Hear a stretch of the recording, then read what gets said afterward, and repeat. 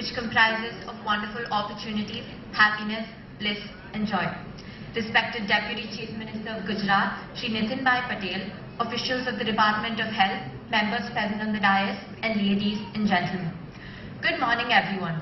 Before I begin, I would like to thank you all for being present here today, and a heartfelt thanks to Ms. PV Sindhu, Badminton World Champion 2019, Olympic silver medalist, and a strong supporter of GVK EMRI.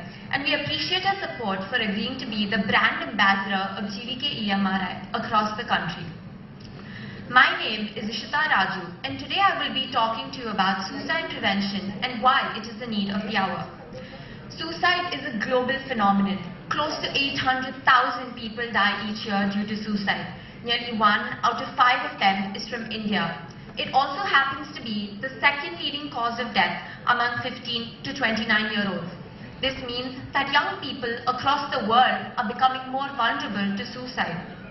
Suicide is a major public health issue, but only 40 countries in the world reported having a national suicide prevention strategy.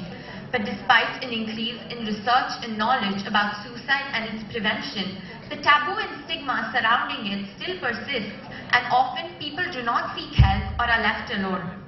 Ingestion of pesticides, hanging, and self-injury are common modes of suicide. 10.6% per 1 lakh of population is the reported suicide rate in India.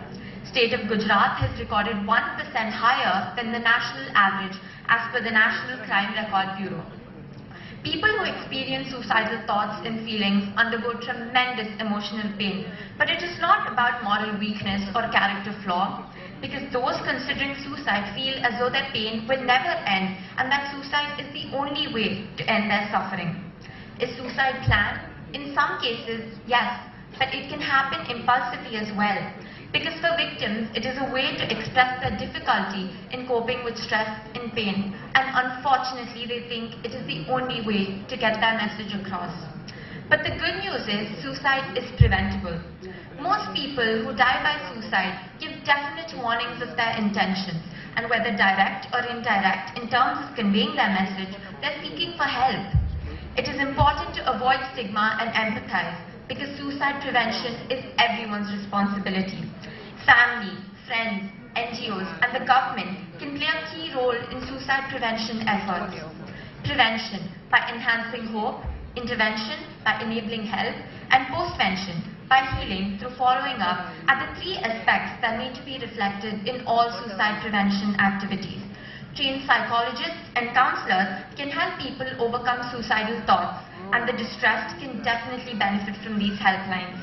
I'm sure that it would help save lives of hundreds, if not thousands, of students and all those at a risk of losing their lives due to suicide.